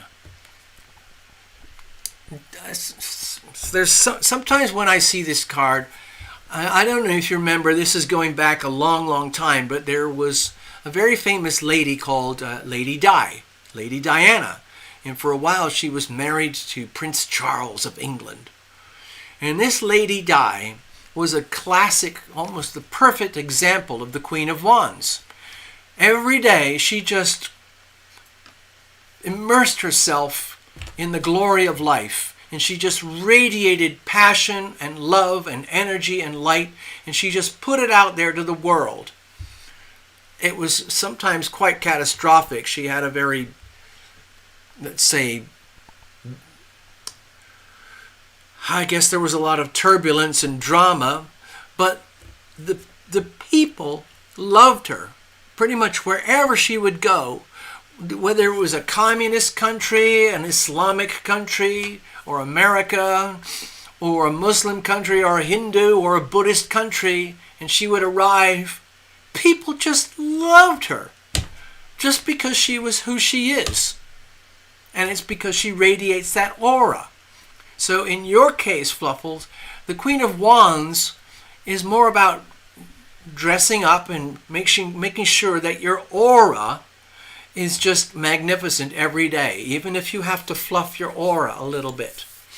I used to do a lot of classes on fluffing your aura to make sure that you are as magnificent as you can be. So people are almost in awe, and they like to go in, they like to be there with you, like, oh, this is the day we're going to meet up with Fluffles and do this or do that. And it's fun for them, and it becomes fun and rewarding for you. The important thing is to, in other words, it's almost like, this is going to sound, I'm not judging you or anything here, but spiritual laziness is not permitted. Okay? You're operating at high frequencies, doing what you do, being who you are, and that requires putting deliberate attention to make sure that your aura is in the strongest, most beautiful condition that it can be.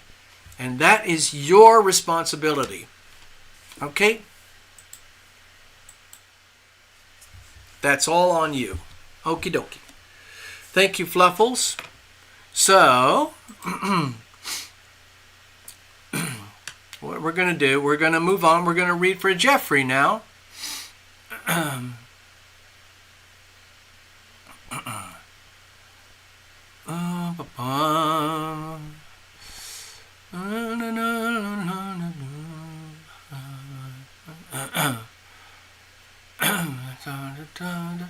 All right, give me a second here.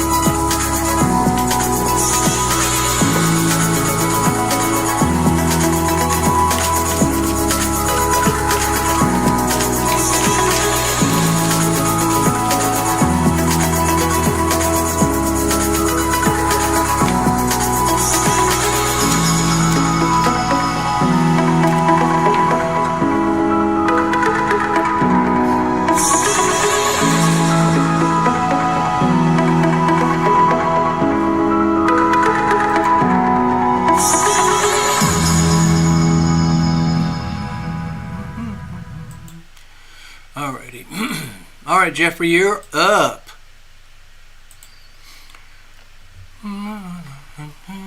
Just have a look over here. All right, I think we're good to go. I just saw your notes there. You know, you just took the test. Oh, wow. Oh, my God. So, if I recall, this is a pretty stringent test. It's almost like, I think tests in some ways are like filters. They're trying to find out what kind of person you are.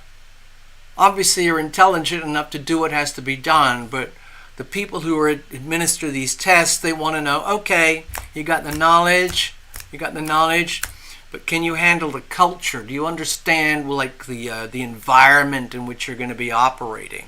All that kind of stuff. Are you one of us? Can you fit in? And on your side of it, like, can I fit in with this culture, this environment, and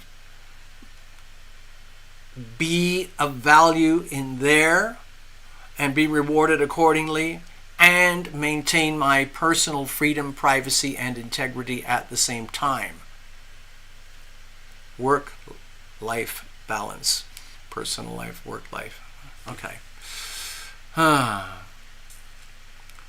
So, okay, I'm just checking the notes here on the screen. See, hello, Ivona. Hi. Thinking about once you've got the license. Okay, yeah. I guess having the license is the really important thing. And then once you've got it, you can, like, okay, now I got this. Figure out what's next. Okay. You feel good about the test, but you don't know. Well,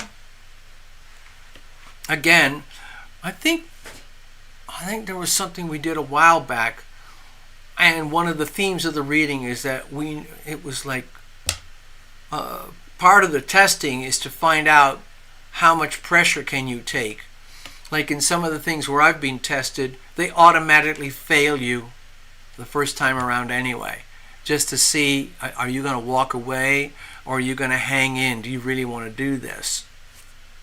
Just saying. It's just sort of saying. So anyway, let's have a look. What kind of messages do we have here for Jeffrey tonight? We could say it's about the test and the new life and job and so on. Might as well. Why not? If I recall, Jeffrey, you're a very strong Capricorn person. So you have those natural gifts in business, especially when it comes to patience, integrity, ambition, the ability to do the long haul and take responsibility. Very, very important in business. All right, here we go. All right, here we go. Let's have a look. So, last minute mini shuffle here. So it's super pristine, super fresh. What kind of messages do we have here for Jeffrey tonight regarding career mostly? All right.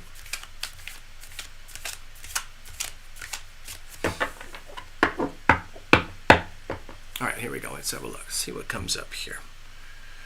Dear little diagnostic spread. Your situational spread. Please help me deliver the messages that Jeffrey needs. Let's have a look. Here's the situation. Here's the challenges about the situation. And here's how we're going to handle things going forward. And let's have a look at external influences. Like I talked about earlier, with the astrology and with the coronal mass ejections and so on, we've been dealing with a lot of compression of the planets to one side of our solar system. It's been extremely lopsided for months, and it's still going to be lopsided for months. So that's a lot of pressure wherever that lands in your chart. In terms of the constellations, it's mostly to do with Aries and Taurus, but there's also the Pisces influence, which is still very strong. All right, let's have a look here. What do we got externally? So we have the five of swords. So with the Five of Swords, to me it makes me feel like you've got to be very, very careful going forward, such that if there's some kind of let's say things don't work out, okay? Let's say they decide, like, technically you might be brilliant, but they don't like you. It's personal, okay? And so you get another fail. Are you going to come back to try to prove a point? Okay, so in other words, my feeling is that there's a lot of pressure. There might... hold on a second. Give me a second. So when I see the Five of Swords here, my feeling is that there are some types of invisible pressures that are going on behind the scenes that have not been made apparent to you. In terms of, like, okay, so there's a test, there's an exam. If you pass the test, you get the right score, then you're in. My feeling is that there's something else going on behind the scenes. Maybe it's personal, maybe it's a general part of the culture and the environment that is testing you to see whether you can handle what goes on behind the scenes, okay? Where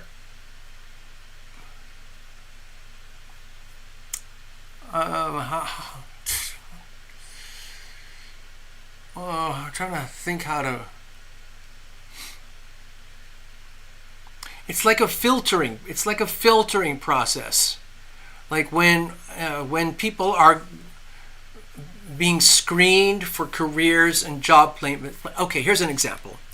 I have a very dear friend. She's an award-winning, Emmy Award TV and movie producer back in LA. We're good buddies. I haven't seen her for quite a while, but we're very close. And she has had a brutal time in her career, even though she's very gifted, going from A to B to C to D, to the different levels, to the different strata in her career.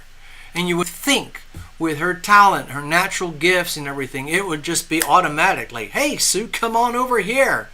You're going to get an upgrade. Your salary's going to go up. There's more responsibility, more exciting projects, blah, blah, blah, blah. But it was just the opposite. It's almost like the more talented she was, the more pressure and more friction she encountered inside the culture of the world in which she operates. And that was...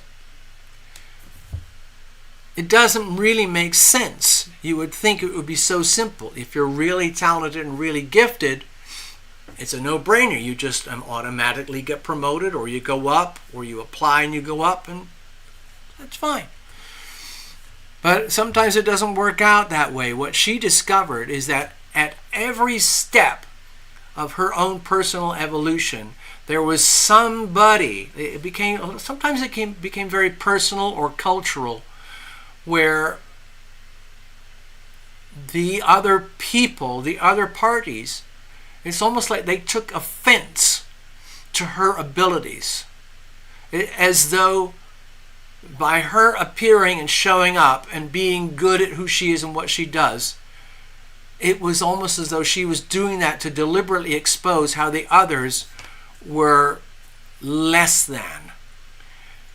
Of course, that's just not true. But that's how it played out, and that's how it was perceived. So my feeling here with this Five of Swords is that be very careful. Remember, we still have a lot of Pisces energy going on, and Neptune is in the 29-degree mark. So the Pisces energy, Saturn is in Pisces right now at very high maximum pressure, like 17 degrees, okay? And with the unhealthy expression of the Pisces Neptune energy is to do with deception, lies, betrayal, hidden enemies, indecipherable conflict, confusion, and treachery, especially behind the scenes. So my feeling is that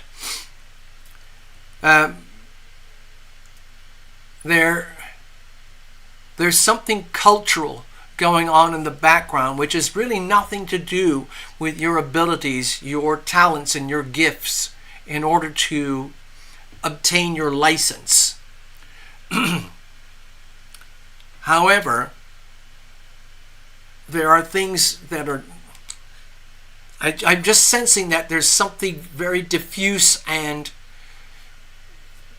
not treacherous, but just very slippery, that could induce fear or misunderstanding or some kind of interference that doesn't make any sense and that you don't deserve going forward.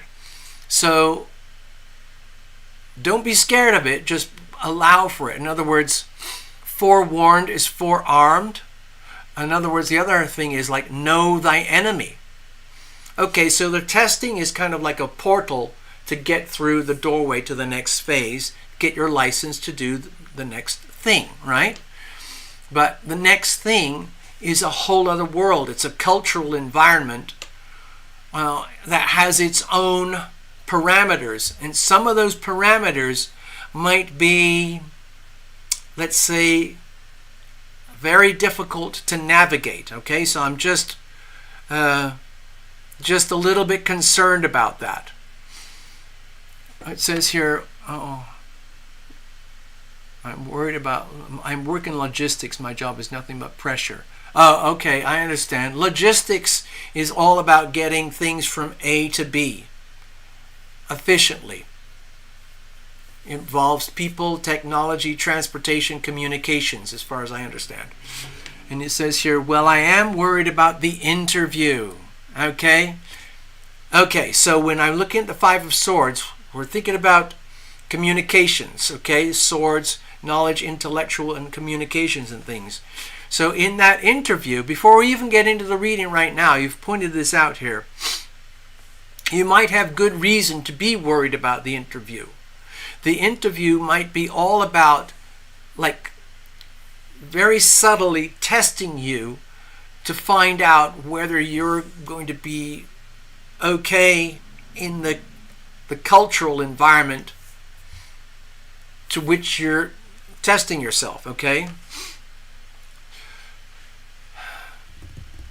Okay, let's just say, technically speaking, that you pass the test and you go for the interview and you're going through the next stages. My feeling is that this interview thing is almost like a way to deliberately find a way to trip you up, because they want to know your weak points. So they deliberately, it's almost like how they can deliberately, lead you astray in such a way that you fumble. Somehow or other you fumble things on an interview, or you fumble things on some questions that make you look either incompetent or you might fail in a certain situation. And it's almost like they're doing it deliberately. I'm not sure if it's malicious, but it's just be very, very careful, okay? All right, so here we go. Hold on. Let's have a look.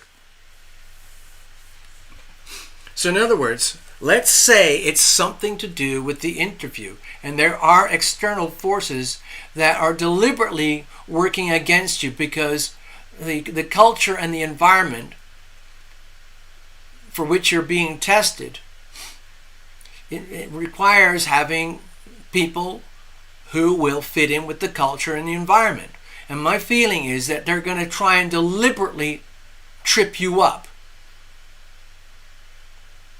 Okay? Perhaps nothing to do with the knowledge or the skills to do with getting your license, but more to do with the culture. And then let's say they do trip you up during an interview, or somehow or other you're on a borderline with passing, you got enough, but they think, okay, you deserve the license and you passed the test, but we want to talk about blah, blah, blah.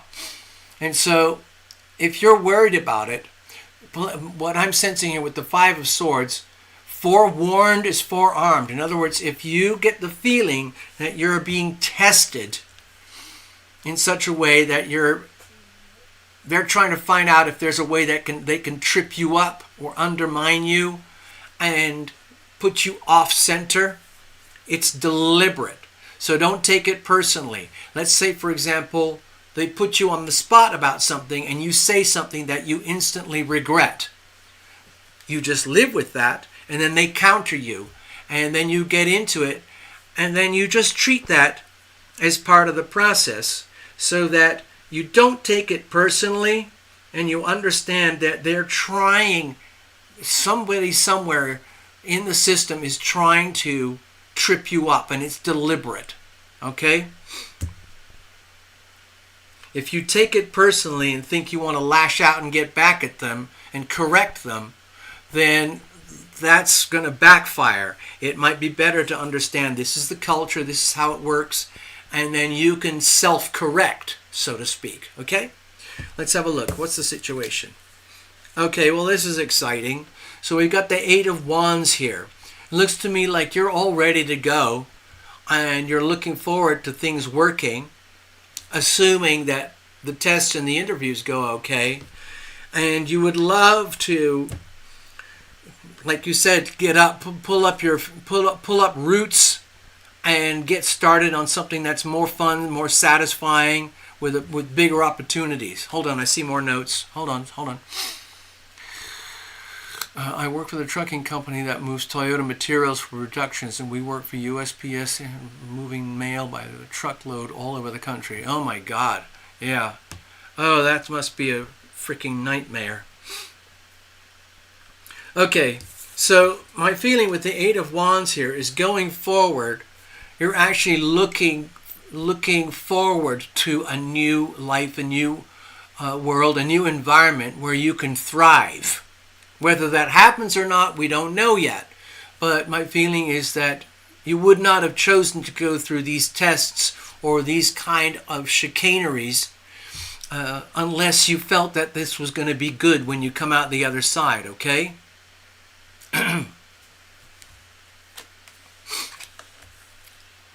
So,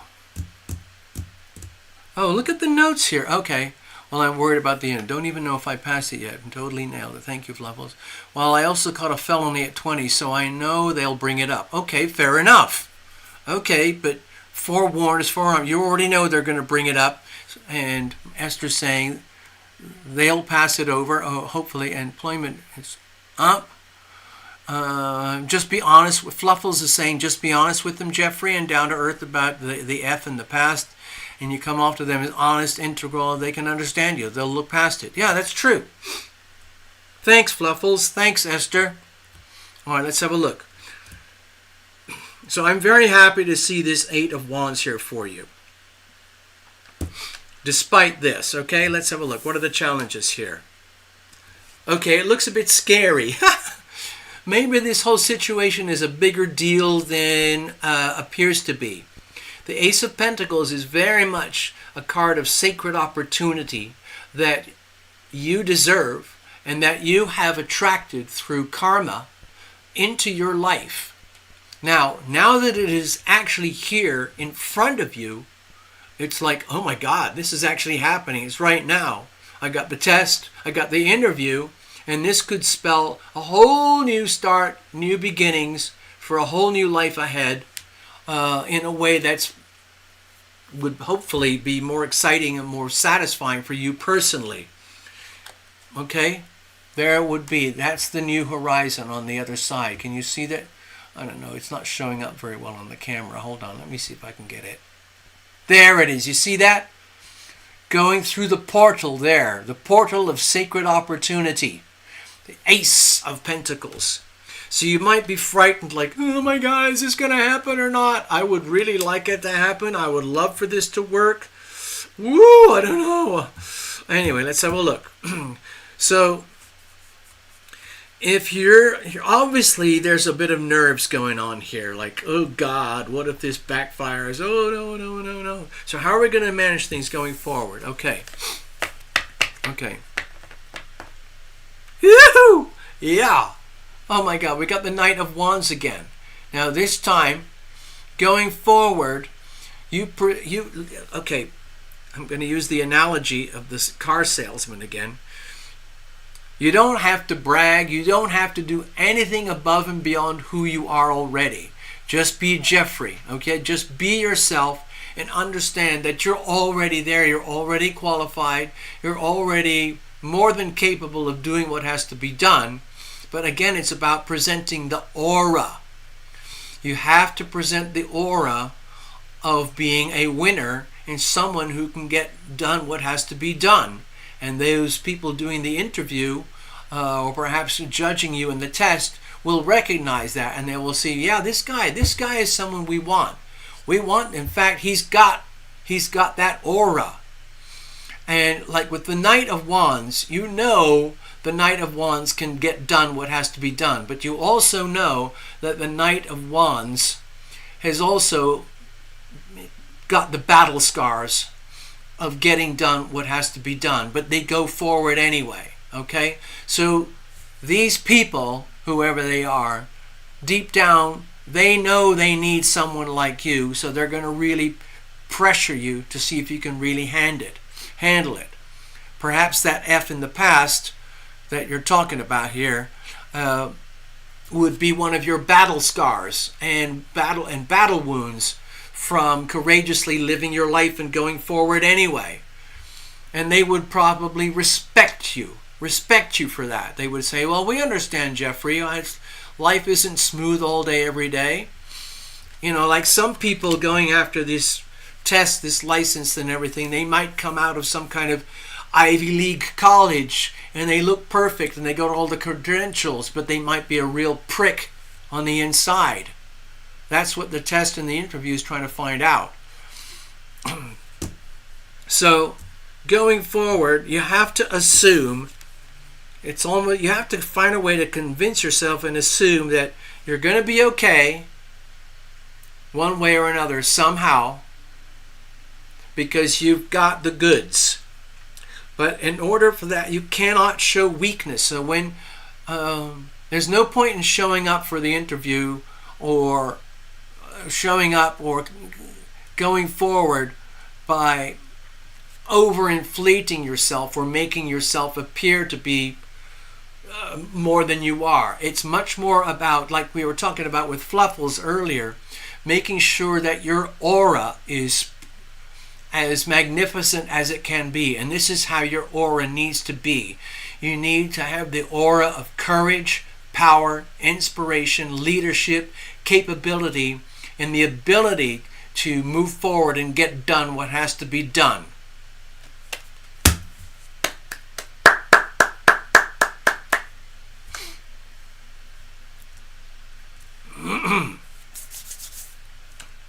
All right, there we go.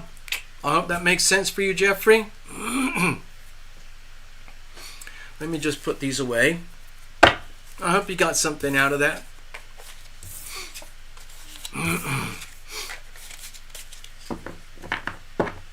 Yeah, prayers for you, Jeffrey. All right. I'm just clearing the deck here right now. I'm going to shuffle them up more a little bit later, okay? Thank you, Jeffrey. Cool. Yeah. All right. So here we are. Yet again, we've had another Sunday evening sharing our magical, invisible, mystical energies, bolstering each other, doing mini readings on the side. It's wonderful. I'm really proud of our little community that we have here. So I got to take care of some cats and I need a restroom. So I'm going to be out of here really pretty quickly, folks. I'm not going to do any more astrology, no more astrodoodles. If you want to do that, go back to the beginning of the video later on once this whole show is processed and it's on the YouTube channel itself, okay? Thank you, Jeffrey. Just hang in for the next few weeks. We'll see what happens, okay? Stay positive, okay?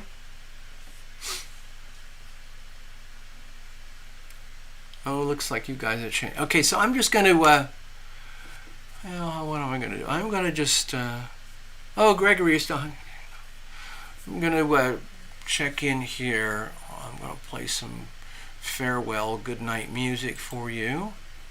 And Going from there. Okay, here we go. And you guys can chat amongst yourselves for a few minutes if you want.